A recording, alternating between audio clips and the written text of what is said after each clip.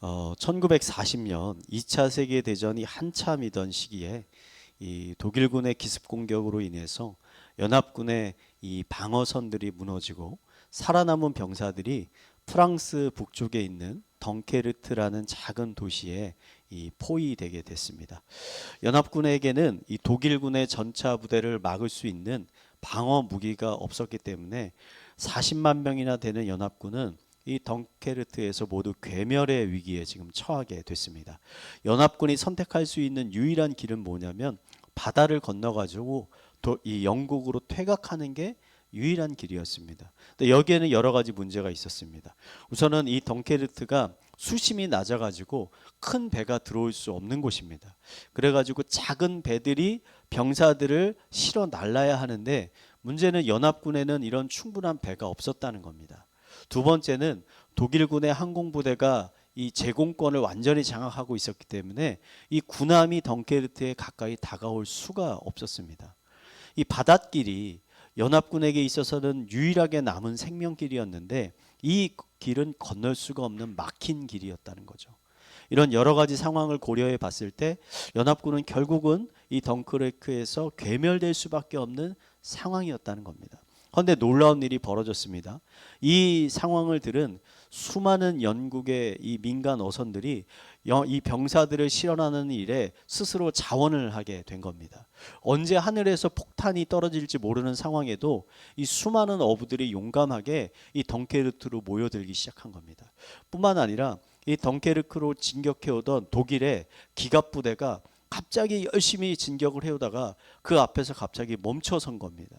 그러니까 학자들 사이에서도 지금까지도 왜 기갑부대가 더 이상 공격을 하지 않고 멈춰섰는지 원인을 아는 사람들이 하나도 없다는 겁니다. 거기에다가 갑자기 기상이 악화되면서 비행기들이 하늘을 제대로 날 수 없는 상황이 펼쳐지게 된 거예요. 그러니까 굳게 닫혀있던 문이 갑자기 열리게 된 거예요. 그래서 연합군이 덩케르트 퇴각 작전을 바로 진행을 했습니다. 이 작전으로 인해서 총 33만 명의 연합군이 영국으로 안전하게 퇴각을 할 수 있게 됐고, 이때 살아남은 연합군들이 후에 독일군을 무너뜨리는 데 중요한 역할을 하게 되는 겁니다. 영국의 국왕은 이 덩케르트 퇴각 가운데 하나님의 놀라운 도우심과 은혜가 있었음을 고백하면서 그날을 영국 모든 교회에게 감사 예배를 드려야 된다라고 감사 예배를 선포했어요. 이 덩케르트의 사건과 같이요, 여러분, 우리가 인생을 살다 보면 우리의 능력과 힘으로는 건널 수 없는 길을 마주하게 될 때가 있는 겁니다. 그럴 때 여러분, 우리는 어떻게 해야 됩니까? 오늘 우리가 살펴볼 말씀에는 이스라엘 백성들이요, 똑같이 덩케르트와 같이 건널 수 없어 보이는 이 불가능한 길을 건너서 결국 승리를 얻게 되는 위대한 사건이 기록되어 있습니다.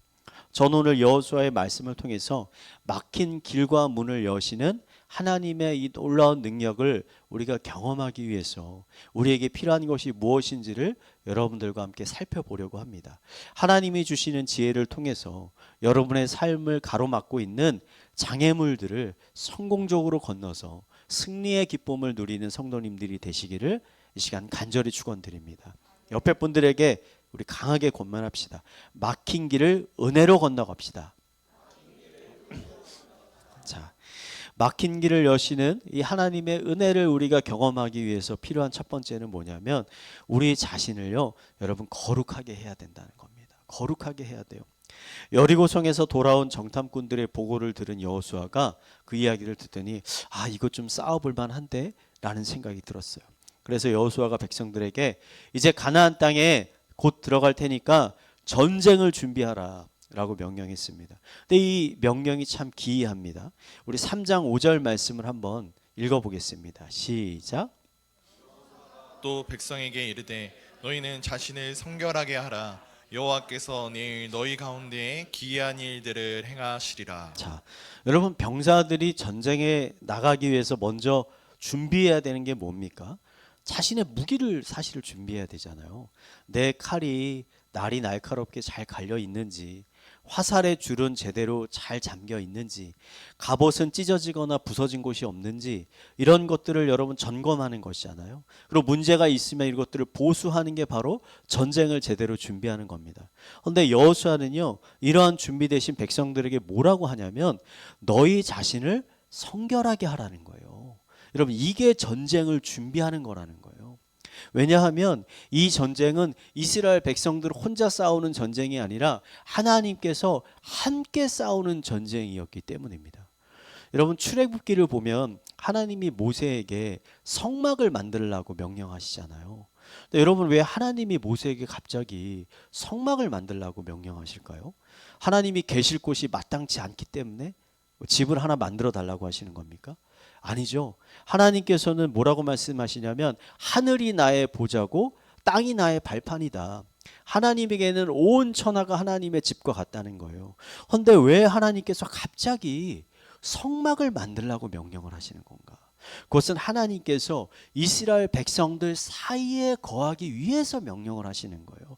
백성들에게 하나님께서 좀 더 가까이 나아가기 위함입니다. 마치 옆집에 사는 이웃과 같이 백성들과 늘 함께하기 위해서 성막을 만들라고 하는 거예요. 그러기 위해서는 필요한 것이 하나가 있었습니다. 그게 뭐냐면 바로 거룩. 하나님은 모세에게 성막을 만들라고 명령하시면서 뭐라고 말씀하시냐면 내가 거룩하니 너희도 거룩하기를 힘쓰라. 이렇게 명령하시죠. 그러니까 하나님은 거룩하신 분이시기 때문에 거룩하지 않은 곳에서는 하나님께서 임재하지 않으신다는 거예요. 그래서 레위기에 기록된 수많은 율법들은 그 목적이 뭐냐? 거룩하신 하나님과 우리 죄 많은 인간들이 함께 동행하기 위해서 죄 많은 인간들이 어떻게 살아야 되는지를 가르쳐 주는 게 바로 레위기에 기록된 율법들이라는 거죠. 그래서 백성들이 자신들을 성결하게 거룩하게 구별할 때 어떤 일이 일어납니까? 하나님이 그들 가운데 충만한 임재가 있고 하나님의 충만한 임재 가운데 하나님의 놀라운 역사와 축복이 일어나게 된다는 것이죠. 그러니까 이것을 잘 알고 있는 여호수아가 전쟁을 시작함에 앞서서 모든 백성들에게 너희가 전쟁을 준비해야 되는데 너희 무기를 준비하는 것보다 가장 중요한 게 뭐냐면 너희 자신을 성결하게 하는 거야. 여기에 전쟁의 승패가 달렸어 라고 말하는 거죠. 여러분, 그렇다면 여러분, 우리 자신을 거룩하게 한다는 게 정확히 무슨 의미입니까? 목욕하면 되나요? 깨끗하게 씻고 오면 되나요? 여러분, 이런 의미가 아닙니다. 성경에서 거룩하게 한다는 건 우리의 생각과 마음을 하나님을 만나는 데 집중을 하는 거예요. 하나님을 만나는 데. 이것은 마치 여러분, 우리 옛날 교회에 다니셨던 우리 부모님 세대 주일 예배를 준비하는 거하고 똑같습니다. 여러분, 옛날 우리 할머니 할아버지 세대는요, 주일을 어떻게 생각하냐면 정말 거룩한 날로 생각했고 또 주일을 어떤 날? 하나님을 만나러 가는 날로 생각한 거예요. 그래서 토요일 날이 되면 미리 목욕도 깨끗이 하고 한 주간 혹시 내가 하나님 모르게 지은 죄들이 있지 않은가, 나 모르게 지은 죄가 있지 않은가, 이런 거 묵상해보고 하나님께 회개기도 하고 되도록이면 세상 일들을 피하고 최대한 하나님을 만나는데 그의 생각과 마음을 최대로 집중했던 거죠. 여러분, 이게 바로 자신을 거룩하게 한다는 거예요. 거룩하게. 이러한 거룩한 마음가짐과 태도를 가지고 우리가 하나님 앞에 나아갈 때 하나님께서 우리 가운데 충만하게 임재하신다는 거죠. 어느 날 왕이요, 신하들에게 잔치를 베풀면서 이렇게 이야기했다고 합니다. 내가 너희를 위해서 내일 아주 고급 포도주를 준비했다. 그러니까 너희들 각자 그릇을 하나씩 가져와라. 다음날 신하들이 각자 그릇을 가져왔습니다. 어떤 사람은 금그릇도 가져오고 은그릇도 가져오고 귀한 동양의 도자기 그릇도 가져왔습니다. 근데 어떤 사람은 흙으로 만든 일반적인 그릇도 가져왔어요. 여러분, 왕이요, 어떤 신하의 그릇에 포도주를 따라 주었을까요? 왕은요, 그릇의 모양이나 재질에는 전혀 관심이 없었습니다. 단지 이 그릇이 깨끗하냐 깨끗하지 않느냐 여기에만 관심이 있는 거예요. 깨끗한 그릇에만 왕이 포도주를 부어 주었다는 거죠.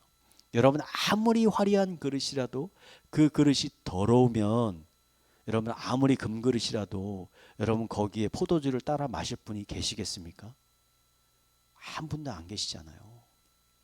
보잘것없는 흙그릇이라도 그게 깨끗하면 포도주를 담기에는 여러분 충분한 것입니다. 여러분 어떤 사람에게 하나님의 은혜의 포도주가 부어지겠습니까?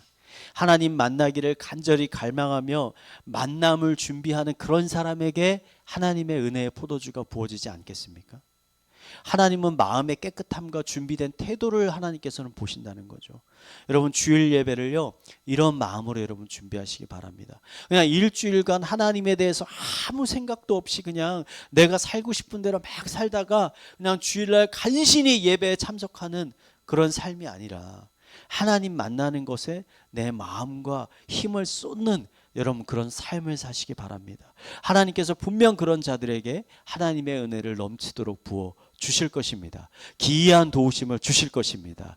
옆에 분들에게 권면합시다. 마음을 거룩하게 합시다.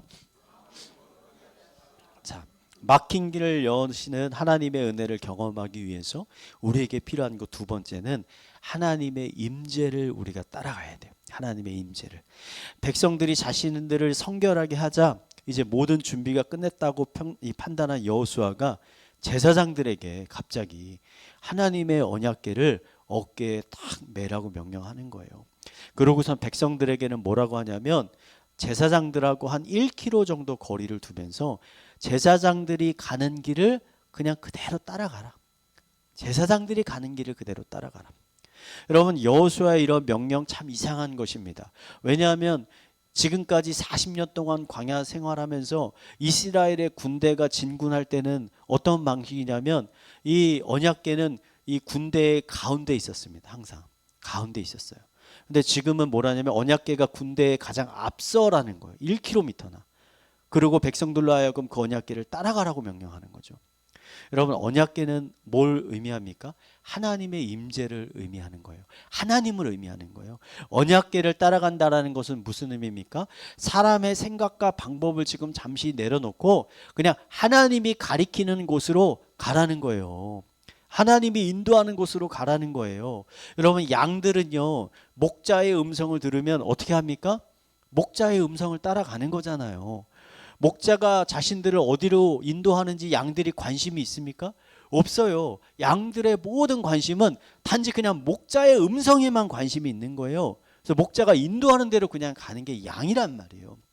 여러분 우리 삶에 우리가 해결할 수 없고 감당할 수 없는 어려운 문제와 고통이 찾아왔을 때 우리는 어떻게 해야 되느냐? 가장 먼저 우리의 목자이신 하나님의 말씀에 우리의 마음을 집중해야 된다는 거예요. 어떻게든 내가 나의 힘으로 인간적인 방법으로 문제를 해결하려고 막 달려드는 것이 아니라 오히려 잠잠히 기도의 자리에 나아가야 된다는 거예요. 그리고 간절히 하나님의 임재와 말씀을 구해야 된다는 거죠. 하나님 어떻게 해요? 하나님 이거 내가 감당할 수 없는 문제예요. 내 머리로는 내 계획으로는 아무리 생각해도 이 닫힌 문이 열릴 수 있는 방법이 없는데 하나님 어떻게 해야 되는 거죠? 제 발걸음을 하나하나 인도해 주세요. 라고 겸손히 기도하는 겁니다. 종교개혁자였던 루터는요 이런 말을 했다고 합니다. 나는 요즘 해야 할 일이 더 많아졌습니다. 그래서 저는 더 자주 기도의 자리에 나아가야 될 것 같습니다. 이런 고백을 했습니다. 나의 삶에 여러분 더 많은 일들이 몰려올 때 심지어 내가 감당할 수 없는 일들이 찾아왔을 때 여러분 더 자주 기도의 자리에 나아가시기 바랍니다. 언약궤가 백성의 길을 인도했듯이 하나님께서 여러분의 가야 할 길을 분명히 한 걸음 한 걸음 보여주실 것입니다.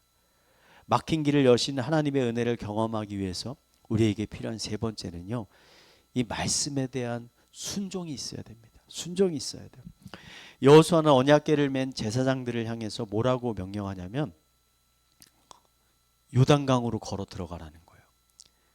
언약궤를 맨 채 요단강으로 걸어 들어가래요.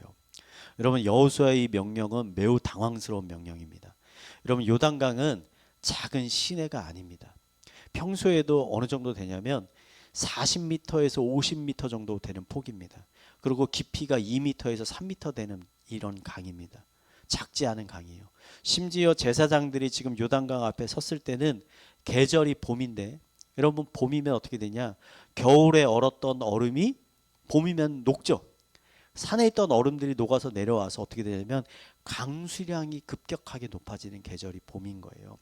그래서 요단강은 봄이 되면 어느 정도가 되느냐, 너비가 150m에서 200m 정도로 넓어지고 수심은 4m에서 5m까지 깊어지게 되는 거예요. 엄청나게 거대한 강으로 변합니다. 뿐만 아니라 물살도 굉장히 빨라져서 건장한 남성이요, 배가 없이는 건널 수가 없는 강입니다. 헤엄쳐서도 건널 수가 없는 강이 되는 거예요. 근데 이런 강에 무거운 언약궤를 메고서 제사장들한테 들어가라는 거예요. 무방비 상태로. 큰 두려움이 느껴지지 않았겠습니까? 괜히 들어갔다가 저 물살에 휩쓸려서 떠내려가면 어떻게 되나, 이런 생각 들지 않겠습니까? 헌데 제사장들은 여호수아의 명령에 따라서 언약궤를 어깨에 맨 채 요단강에 한 걸음 한 걸음 걸어 들어가는 겁니다. 제사장들의 발이 물에 잠기자, 이게 얼마큼 잠겼는지를 말하고 있지 않아요. 꽤 깊이까지 잠겼을 수도 있어요. 꽤 깊이까지 발이 잠기자 그때 놀라운 일이 벌어지기 시작하는 겁니다. 위에서부터 거세게 흘러내려오던 요단강의 강물이 갑자기 상류에서 멈춰버린 거죠. 강물이 멈추니까 백성들이 마치 마른 땅을 지나가듯이 요단강을 지나갈 수 있게 되었습니다. 제사장들은 백성들이 다 지나갈 때까지 요단강 정 가운데 그냥 언약궤를 맨 채 계속 서 있는 거예요. 백성들이 다 지나갈 때까지.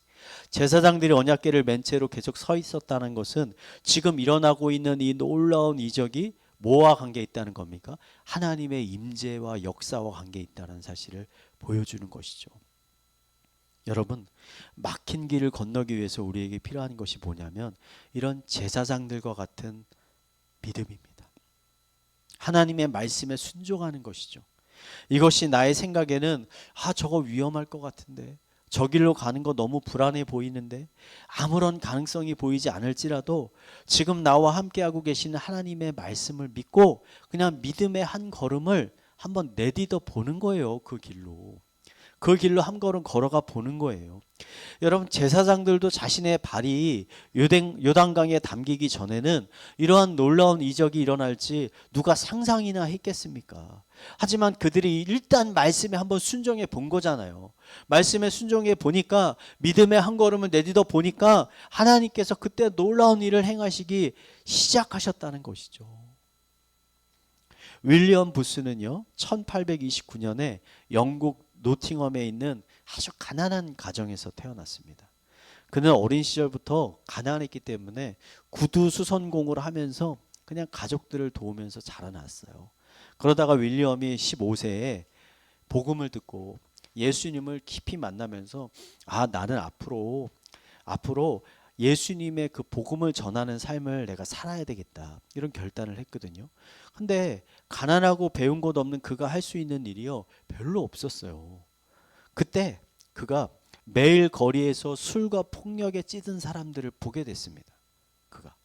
윌리엄이 보기에 이런 사람들이야말로 예수님이 절실하게 필요한 사람들이다 라는 생각이 드는데, 문제는 당시 교회는 이런 사람들을 어떻게 했냐면 정죄했어요. 이 사람들을 방탕한 사람들이라고 하면서 이런 사람들이 교회에 오는 것을 별로 좋아하지 않았습니다. 교회에서. 그때 윌리엄의 마음속에 하나님이 이런 마음을 주시는 거예요. 그들이 교회에 올 수 없으면 내가 직접 그들을 찾아가라, 이런 마음을 주셨어요. 그래서 윌리엄이 무엇을 어떻게 해야 할지 알지 못했지만 하나님이 주시는 그냥 그 마음에 순종하기로 그냥 결심을 한 겁니다. 그래서 런던에서 가장 가난하고 가장 범죄율이 많은 거리로 그가 나아가서 그냥 무작정 복음을 전하기 시작한 거예요. 가족들과 친구들이요, 이렇게 얘기했습니다. 그 마음은 너무 좋은데 그 거리는 너무 위험한 거리야. 그러니까 웬만하면은 다른 곳에 가서 전도하자 라고 했는데, 윌리엄은요, 아닙니다, 이거 하나님이 제게 주신 마음입니다. 그래서 거기서 복음을 전하기 시작한 거예요. 복음을 전하자 거리에 있던 수많은 사람들이 그를 웰컴한 게 아니라 그를 이제 조롱하기 시작합니다. 조롱해요. 어떤 사람들은 마시고 있던 술병을 그에게 막 집어 던집니다. 어떤 술 취한 사람은 윌리엄에게 가서 시비를 걸어요. 주먹을 날리기도 합니다. 그런데도 윌리엄이 포기하지 않고 매일 그 거리에 나와가지고 복음을 계속 전했어요. 그러니까 거리에 있던 몇몇 사람들이 그가 전하는 복음을 어느 순간 조금씩 듣기 시작한 거예요. 그러다가 몇몇 사람들이 와서 울면서 회개하기 시작했습니다.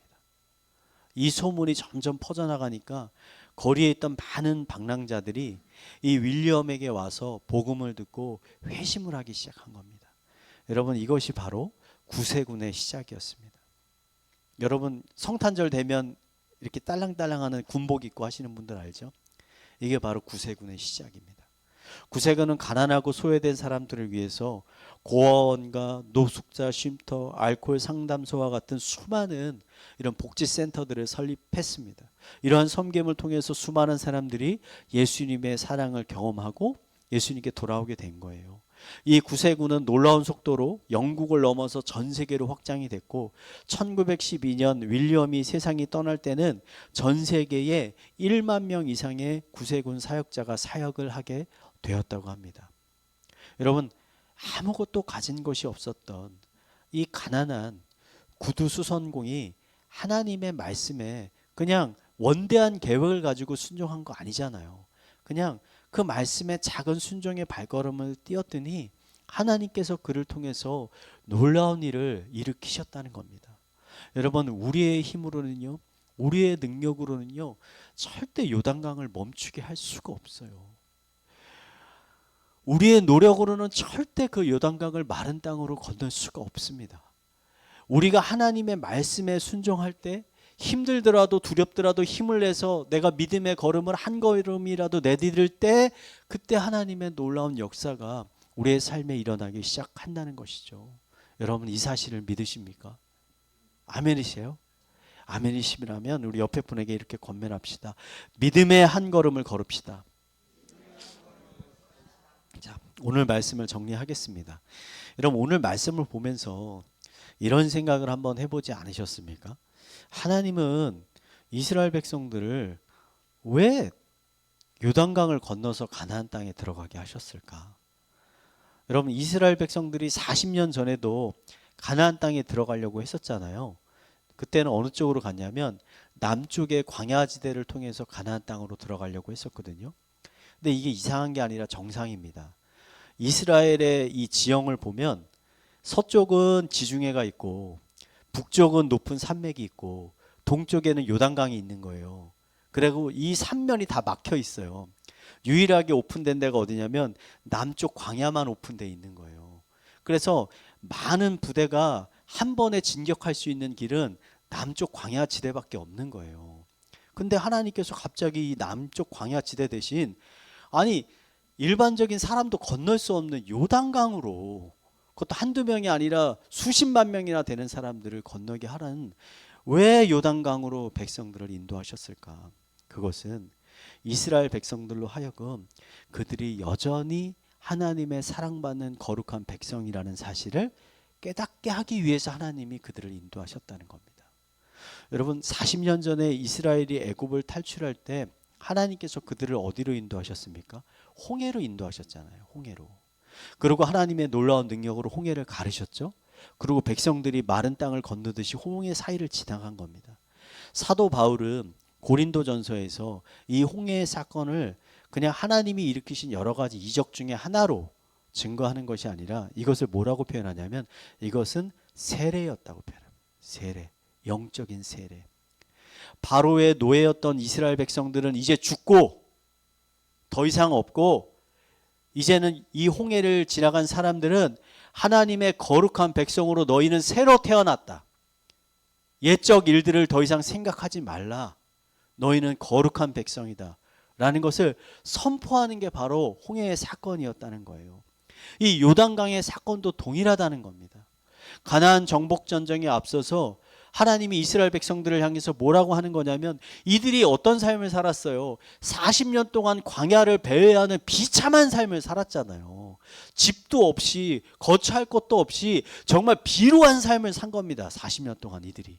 근데 이런 백성들을 향해서 뭐라 그러냐면 너희는 그냥 광야를 배회하는 보잘것없는 비참한 민족이 아니라 하나님께 축복받은 거룩한 백성이다. 그러니 옛적 일은 잊어버려라. 이제 새로운 시대가 시작이 됐다. 새로운 시대가. 너희가 싸워야 하는 저 가나안 족속들은 커다란 성과 많은 무기를 가지고 있지만 두려워하지 말라. 내가 너희와 함께 있다. 내가 놀라운 능력으로 너희를 도울 것이고 너희를 구원할 것이다. 그러니 너희는 나만 믿고 담대히 나아가라. 이런 영적인 세례를 이스라엘 백성들에게 주었다는 겁니다. 여러분, 하나님은 우리들에게도요, 지금 동일한 약속을 주시는 겁니다. 여러분, 우리는 혼자가 아닙니다. 우리는 혼자가 아닙니다. 하나님께서 우리와 함께하고 계십니다. 인생의 거친 높은 파도가 우리를 몰려올 때 여러분, 이 사실을 자신에게 선포하는 거예요. 넌 혼자가 아니야. 하나님이 너와 함께하고 계셔. 절대 포기하지 마. 절대 낙심하지 마. 늘 희망과 소망을 가지고 살아가. 아무리 높은 파도가 올지라도 하나님께서 독수리의 날개로 여러분 우리를 구원해 주실 것입니다. 그리고 여러분을 푸른 초장과 쉴 만한 물가로 인도해 주실 것입니다. 하나님이 주시는 이런 놀라운 구원의 은혜가요, 이 시간 함께하고 계시는 모든 성도님들의 삶 가운데 풍성하게 부어지게 되기를 이 시간 마지막으로 축원드리겠습니다.